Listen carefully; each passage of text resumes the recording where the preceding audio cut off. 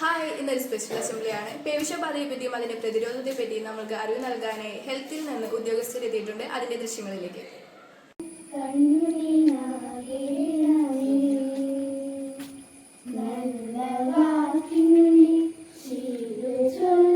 കാണുന്നുണ്ട് അല്ലെ, അതിന്റെ വാർഡ് മെമ്പർ ഉണ്ട്, ഹെൽത്ത് സെന്ററിലെ സിസ്റ്റർമാരുണ്ട്.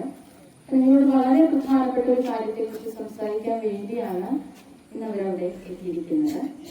ഒപ്പം നിങ്ങളോട് വന്ന് ഒന്ന് രണ്ട് കാര്യങ്ങൾ കൂടി ഒന്ന് ഓർമ്മപ്പെടുത്തട്ടെ. കഴിഞ്ഞ ദിവസം അധ്യാപകർ, അനധ്യാപകർ, പ്രിയപ്പെട്ട കൊച്ചു മക്കളെ, നമ്മളിന്നിവിടെ വന്നിരിക്കുന്നത് ഒരു പ്രത്യേക കാര്യം നിങ്ങളെ അറിയിക്കുന്നതിന് വേണ്ടിയിട്ടാണ്, ഒരു പ്രത്യേക പ്രതിജ്ഞ എടുക്കുന്നതിന് വേണ്ടിയിട്ടാണ്. അടുത്ത തലമുറയിലെങ്കിലും നല്ല രീതിയിലുള്ള ഒരു അന്തരീക്ഷം നമ്മുടെ പ്രകൃതിക്കും നമ്മുടെ കാലഘട്ടത്തിനും ഉണ്ടാവട്ടെ എന്നുള്ള ഒരു ലക്ഷ്യത്തോടു കൂടിയിട്ടാണ് ഇന്നിപ്പോൾ ഇത് നമ്മുടെ JPHN ആണ്, നമ്മുടെ വാർഡിന്റെ JPHN ആണ്, RBS കേസ് ആണ് ഈ അടുത്ത് നിൽക്കുന്നത്. അപ്പൊ അവര് പറയുന്ന വിഷയം പേവിഷബാധ അല്ലെ. നമ്മുടെ വീടുകളിലും സ്കൂളുകളിലും അല്ലെങ്കിൽ തെരുവിലും ഒക്കെ ഒരുപാട് നായ്ക്കളുണ്ട് അല്ലെ. ആ നായ കടിച്ചു കഴിഞ്ഞാൽ അല്ലെങ്കിൽ കടിച്ചു കഴിഞ്ഞാലോ അത് മാന്തി കഴിഞ്ഞാലോ അല്ലെങ്കിൽ അതിന്റെ ഉമിനീര് പറ്റിയാലോ എന്ത് ചെയ്യണമെന്ന് നമുക്കറിയാമോ? ഇല്ല. കൊഞ്ചിക്കുമ്പോഴോ കളിപ്പിക്കുമ്പോഴോ അല്ലെങ്കിൽ അവർ നമ്മുടെ പുറത്തേക്ക് ചാടി കയറാനും അവരുടെ നഖങ്ങൾ കൊണ്ട് നമ്മുടെ ശരീരത്തിൽ മുറിവുണ്ടാവാനും ഒക്കെ സാധ്യതയുണ്ട്. നമ്മൾ എന്ത് തന്നെ ആയാലും, നമ്മൾ വീട്ടിൽ വളർത്തുന്ന ആയാലും, നമ്മുടെ തെരുവിൽ കേൾക്കുന്നുണ്ടോ? അങ്ങറ്റത്തുള്ളവർ കേൾക്കുന്നുണ്ടോ?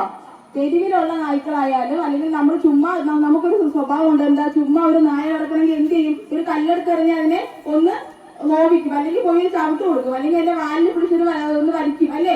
അപ്പൊ അതെന്ത് ചെയ്യും? നമ്മളെ തിരിച്ച് ആക്രമിക്കും. ഒന്നി അതൊന്ന് വാങ്ങും അല്ലെങ്കിൽ കടിക്കുകയൊക്കെ ചെയ്യും. അങ്ങനെ എന്തെങ്കിലും സംഭവിച്ചു കഴിഞ്ഞാൽ നിങ്ങൾ എത്രയും പെട്ടെന്ന് എന്ത് ചെയ്യണം? സ്കൂളിലാണെങ്കിലും സ്കൂൾ ടീച്ചേഴ്സിനെയോ നിങ്ങളുടെ അധ്യാപകരെയോ ഉടൻ തന്നെ വിവരം അറിയിക്കണം. കാര്യം ചെറിയ മുറിവായാൽ കൂടി നമുക്ക് പേവിഷബാധ ഏൽക്കാനുള്ള ചാൻസ് വളരെ കൂടുതലാണ് അല്ലേ.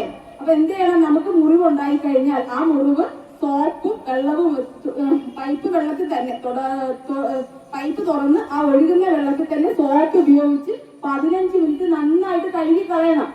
നിങ്ങൾ വിചാരിക്കും, അയ്യോ ഇത് എന്റെ വീട്ടിൽ വളർത്തുന്ന നായയല്ലേ പൂച്ചയല്ലേ കുഴപ്പം ഉണ്ടാവില്ല എന്ന്. പക്ഷെ റാബീസ് എന്ന് പറഞ്ഞാൽ എന്താണ്?